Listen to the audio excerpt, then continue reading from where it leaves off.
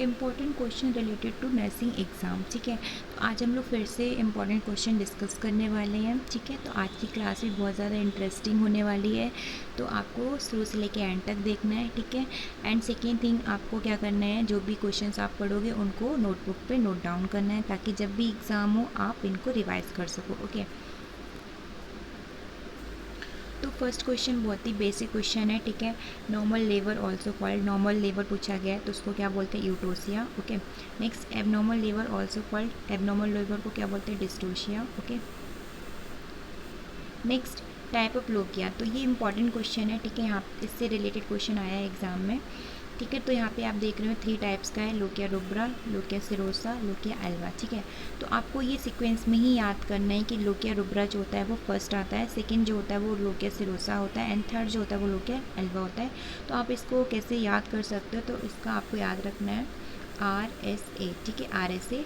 ठीक है, तो आपको ऐसे याद रखना है RSA। ठीक है, तो R for rubra, S for serosa and A for alba. ठीक है, तो पहले तो इनका टाइप्स पूछ लेते हैं कि सेकंड टाइप कौन सा होता है ना, थर्ड टाइप कौन सा होता है। उसके बाद इसका जो है टाइम ड्यूरेशन पूछ लेते हैं। तो अगर लुकिया रुब्रा का पूछ रहे हैं तो 1 to 4 डेज़। ठीक है, उसके बाद लुकिया सिरोसा कब स्टार्ट होता है, तो 5 to 9 डेज़। उसके बाद लास्ट में जो होता है लुकिया एल्वा होता है। ठीक है, तो ये कब से स्टार्ट होता है, 10 to 15 डेज़। ओके, तो आपको ये अच्छे से लर्न करना है। ठीक है, तो टोटल अगर आपसे पूछा जाए कितने टाइम के लिए होता है, तो 1 to 15 डेज़। ओके,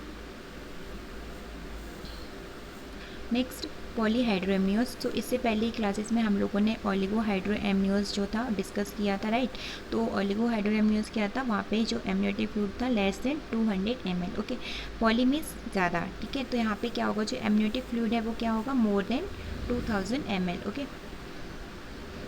अगर 2000 ml को हम लीटर में कन्वर्ट करेंगे तो कितना होगा, 2 लीटर। ओके, तो लीटर में भी पूछ सकते हैं और ml में भी पूछ सकते हैं। अगर लीटर में पूछेंगे तो 2 लीटर और ml में पूछेंगे तो 2000 ml। Okay, next during pregnancy anaemia is defined as. ठीक है, प्रेगनेंसी में पूछा गया कि एनीमिया को कैसे डिफाइन करते हैं। तो अगर हीमोग्लोबिन जो है less than 10 gram per DL है तो उसको हम एनीमिया में कंसिडर करेंगे। ठीक है, तो यहाँ पे एनीमिया को कंसिडर करने के लिए जो हीमोग्लोबिन होगा वो less than 10 gram per DL। Okay, next at term uterus weight. ठीक है, टर्म पे यूट्रस का वेट पूछा गया कितना होता है, तो 900 to 1000 ग्राम। ठीक है, इतना होता है। और अगर हम 1000 की बात करें तो कितना हो जाएगा, 1 kg। ओके, बोल सकते हैं ना 1000 ग्राम को 1 kg। ओके, तो next question, largest cell in human body. ठीक है, यहाँ पे लार्जेस्ट सेल पूछा है ह्यूमन बॉडी का, तो कौन सा होता है, ovum. Okay, next at term approximate placental weight. ठीक है, तो यहाँ पे प्लासेंटा का वेट पूछा गया है, नॉर्मल कितना होता है, 500 ग्राम होता है। ठीक है, next normal umbilical cord contents. ठीक है, अगर नॉर्मल की बात करें तो अम्बिलिकल कॉर्ड में क्या क्या होता है, तो 1 when and 2 arteries. Most important question है, रिपीटेड भी, क्योंकि एग्जाम में कई बार पूछा गया है। ठीक है, कि अम्बिलिकल कॉर्ड में कितनी आर्टरीज एंड वेन होती हैं, तो आपका सिंपल सा आंसर होगा 1 when and 2 arteries. Okay, next breast self examination is recommended. ठीक है, ब्रेस्ट सेल्फ एग्जामिनेशन हम कब रिकमेंड करेंगे, तो 3 to 5 days after period start, means period start होने के 3 to 5 डेज बाद। ठीक है, क्या करना होगा, ब्रेस्ट सेल्फ एग्जामिनेशन हम क्लाइंट को करने के लिए बोलेंगे। ओके, नेक्स्ट विटामिन B3, तो इससे रिलेटेड इंपॉर्टेंट क्वेश्चन है, इससे रिलेटेड कई बार क्वेश्चन आए हैं एग्जाम में। ठीक है, फर्स्ट तो इसका केमिकल नेम क्या है, नियासिन। ठीक है, अगर आपसे पूछा जा रहा है कि नियासिन या फिर विटामिन B3 की डेफिशिएंसी से क्या होता है, तो पेलिग्रा होता है। ठीक है, तो पेलिग्रा में क्या होता है, 4 Ds आते हैं। ठीक है, कौन कौन से आते हैं, first diarrhoea, second dermatitis, third dementia and last one is death. ठीक है, तो ये 4 Ds आते हैं पेलेग्राम में। ठीक है, तो ये अच्छे से याद रखना है, क्योंकि ये बहुत बार एग्जाम में पूछा गया है और हम गलत कर देते हैं। ठीक है, तो यहाँ पे आपको diarrhoea, dermatitis, dementia and death, ठीक है, ये तीनों याद रखने हैं। सॉरी 4। अब जैसे एग्जाम में कैसे पूछ सकते हैं क्वेश्चन, तो यहाँ पे आपको पता है कि अगर 4 दिए हैं तो इन 3 को मेंशन कर देगा, इसकी जगह कुछ और दे देगा, बोलेगा एक्सेप्ट, ठीक है ना, कौन सा नहीं है, तो आपको वो एक्सेप्ट वाला एलिमिनेट करना है। बाकी ये 3 क्या है, इसके कैरेक्टरिस्टिक्स है। ओके, नेक्स्ट प्रीनेटल पीरियड, ठीक है, इससे भी रिलेटेड एग्जाम में क्वेश्चन आते हैं, बहुत ही बेसिक कॉन्सेप्ट है ये, ठीक है। तो यहाँ पे मैंने सिंपली बताया है कि ओवम, ठीक है, ओवम हम कब से कब तक बोलेंगे, तो 0 to 14 डेज आफ्टर कंसेप्शन, ठीक है, कंसेप्शन के 0 से 14 डेज तक हम उसको क्या बोलेंगे, ओवम बोलेंगे, ठीक है। उसके बाद एम्ब्रियो कब से कब तक बोलेंगे, तो यहाँ पे 14 डेज to 8 वीक्स, ठीक है, मीन्स जो ये 14 डेज है वहाँ से लेकर के कब तक 8 वीक तक हम उसको एम्ब्रियो बोलेंगे, ठीक है। उसके बाद फीटस कब बोलेंगे, तो 8 वीक से लेकर के टिल बर्थ तक, ठीक है, तो उसको हम फीटस बोलेंगे, ओके। तो ये अच्छे से लर्न करना है। नेक्स्ट, कॉर्ड प्रोलैप्स, ठीक है, तो अगर कोई भी क्लाइंट है और उसमें कॉर्ड प्रोलैप्स की कंडीशन है तो वहाँ पे कौन सी पोजीशन प्रोवाइड करेंगे हम पेशेंट को, तो कौन सी करेंगे, ट्रेंडल वर्क पोजीशन प्रोवाइड करते हैं। मोस्ट इंपॉर्टेंट क्वेश्चन है, ठीक है, एग्ज़ाम में आया हुआ है ये। तो अभी मैंने यहाँ पे दिखाया कि ट्रेंडल वर्क पोजीशन कैसी होती है। यहाँ पे आप देख रहे होंगे कि जो फुट साइड है इसका वो क्या है, एलिवेट है, एंड हेड साइड जो है वो यहाँ पे आप देख रहे हैं डाउन है, ठीक है। तो ये क्या है, ट्रेंडल वर्क पोजीशन, ठीक है। अगर रिवर्स ट्रेंडल की बात की जाए तो वो कैसी होती है, वहाँ पे जो फुट एंड होंगे वो डाउन होंगे एंड जो हेड साइड होगा वो अप होगा, ठीक है। तो ये रिवर्स हो जाएगा, लेकिन यहाँ पे हमें रिवर्स नहीं देखना है, यहाँ पे हमें क्या देखना है, ट्रेंडल वर्क पोजीशन, ठीक है। तो ये किस में देते हैं हम, सिंपली आपको याद रखना है, कॉर्ड प्रोलैप्स की कंडीशन में देते हैं, ठीक है। किस टाइप से होती है, तो आप ये देख रहे होंगे यहाँ पे फुट एंड जो है वो एलिवेट है एंड हेड वाला जो साइड है वो क्या है, डाउन है, ठीक है।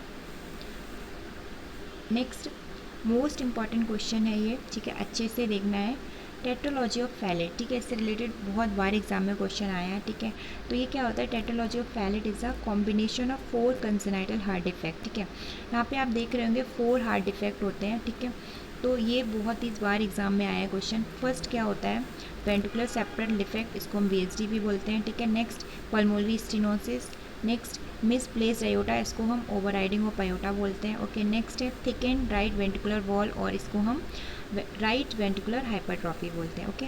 तो ये आपको अच्छे से लर्न करना है कि कौन कौन से टेट्रोलॉजी ऑफ फैलेट में डिफेक्ट होते हैं।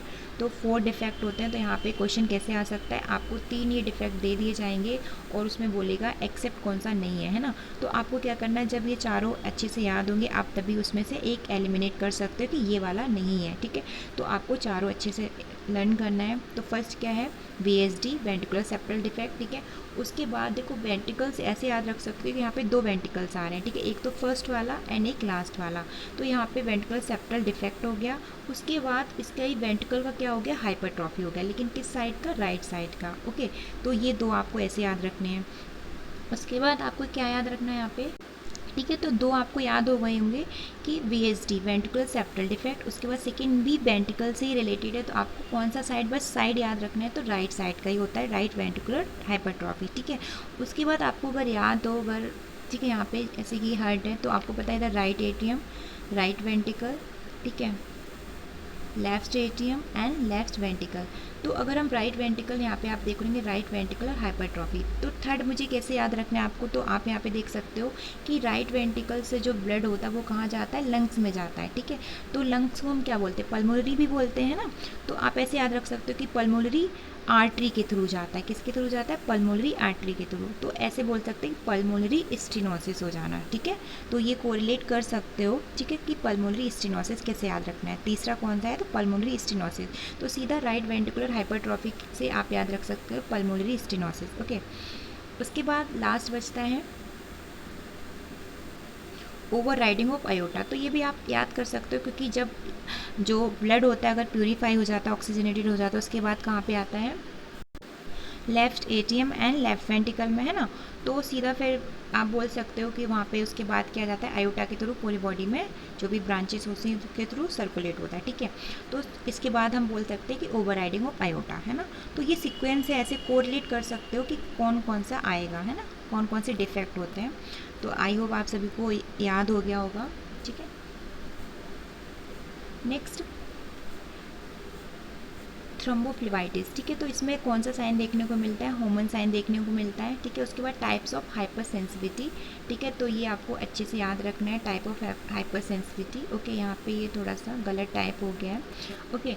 तो टाइप्स को अगर आपको याद रखना है तो 4 टाइप्स का होता है, ठीक है। तो इसके लिए मैंने आपको यहाँ पे ये लिखा हुआ दिख रहा होगा आपको ए से, ठीक है। तो ऐसे आपको याद रखना है ACID, ठीक है। तो ये जो ए है ये क्या है, टाइप 1, सी क्या है, टाइप 2, आई क्या है, टाइप 3 एंड डी क्या है, टाइप 4, ठीक है। तो ऐसे करके आपको याद रखना है। Type A means anaphylactic reaction, ठीक है। नेक्स्ट टाइप 2 की अगर हम बात करें तो साइटोटॉक्सिक रिएक्शन। नेक्स्ट टाइप 3 की बात करें तो इम्यून कॉम्प्लेक्स रिएक्शन, ठीक है। तो ये नोट डाउन कर लेना, इम्यून कॉम्प्लेक्स रिएक्शन, ओके। ये टाइप 3 हो गया। एंड लास्ट वन क्या है, टाइप 4। तो टाइप 4 क्या होता है, डिलेड रिएक्शन, ओके। और डिलेड रिएक्शन को ही हम टी सेल मीडिएटेड हाइपरसेंसिटिविटी भी बोलते हैं, ठीक है। तो ये अच्छे से याद रखना है क्योंकि इसका एग्ज़ाम में क्वेश्चन आया है कि टाइप सेकेंड को क्या बोलते हैं, टाइप 3 को क्या बोलते हैं। तो आपको ये चारों नेम याद रखने हैं, ठीक है। आई होप आप सभी को समझ में आए होंगे, ठीक है। तो आपको इसको लर्न करने के सिंपल सा ये फॉर्मूला याद करना है। अगर ये याद है तो आप इसके सीक्वेंस याद रख सकते हो। तो ये आपको सीक्वेंस में ही याद करना है कि फर्स्ट ये, सेकंड ये, थर्ड ये, फोर्थ ये, ओके। ये नहीं कि फर्स्ट आपने एनाफाइलेक्टिक याद किया, सेकंड डिलेड, ऐसे नहीं, सीक्वेंस में ही याद करना है, ठीक है। Next patch test use for, ठीक है। तो यहाँ पे पैच टेस्ट जो होता है वो हम किस लिए यूज़ करते हैं, तो हाइपर सेंसिटिविटी के लिए यूज़ करते हैं, ठीक है। Next classical triad of depression. तो यहाँ पे डिप्रेशन के क्लासिकल ट्रायड पूछे हैं। तो फर्स्ट है होपलेसनेस, सेकेंड है हेल्पलेसनेस, थर्ड है वर्थलेसनेस, ठीक है। तो ये भी एग्ज़ाम में क्वेश्चन आए हुए हैं। नेक्स्ट मोस्ट इंपॉर्टेंट क्वेश्चन है कैरेक्टरिस्टिक्स ट्राइड ऑफ मेनिया, ठीक है। तो मेनिया के कैरेक्टरिस्टिक ट्राइड पूछे यहाँ पे बताए गए हैं। तो फर्स्ट क्या है, एलिवेटेड मूड, सेकंड है इंक्रीज साइकोमोटर एक्टिविटी, थर्ड है फ्लाइट ऑफ आइडियाज़, ठीक है। तो यहाँ पे 3 देख रहे होंगे, ये आपको मेनिया में सिम्टम देखने को मिलेंगे। First elevated mood, increase psychomotor activity and flight of ideas, okay. Next point मैंने बताया कि drug of choice for mania, ठीक है। तो ड्रग ऑफ चॉइस क्या होता है मेनिया का, तो लिथियम कार्बोनेट होता है, okay. Next life span of RBC in adult, ठीक है। एडल्ट का आरबीसी लाइफ स्पेन पूछा है। तो नॉर्मल कितना होता है, 120 डेज होता है। नेक्स्ट आपसे क्वेश्चन, आपको इसका आंसर देना है कमेंट सेक्शन में जाके कि most abundant tissue in human body, ठीक है, कौन सा होता है। तो आपको आंसर करना है इसका, ठीक है। तो आई होप आज की क्लास आप सभी को समझ में आई होगी, ठीक है। आज हम लोगों ने जो क्वेश्चन डिस्कस किए हैं ये बहुत ही ज़्यादा इंपॉर्टेंट क्वेश्चन हैं और बहुत ही ज़्यादा कन्फ्यूजिंग क्वेश्चन भी हैं, ठीक है। तो अच्छे से इन्हें रिवाइज़ करना है, ठीक है, और इनके नोट्स भी प्रिपेयर करना है।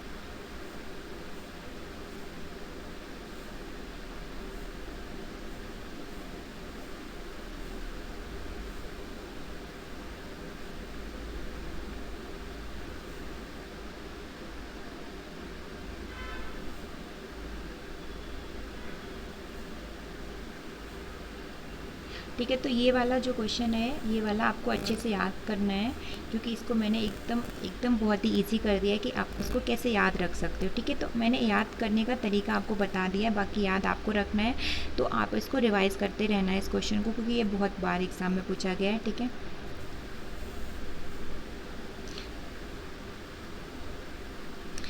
हाइपर सेंसिटिविटी से रिलेटेड भी ये भी इम्पॉर्टेंट स्टार बना लेना, ठीक है। नेक्स्ट मेनिया से जो रिलेटेड ये क्वेश्चन मैंने बताया है ये भी बहुत ज़्यादा इंपॉर्टेंट है, इस पर भी स्टार बना लेना।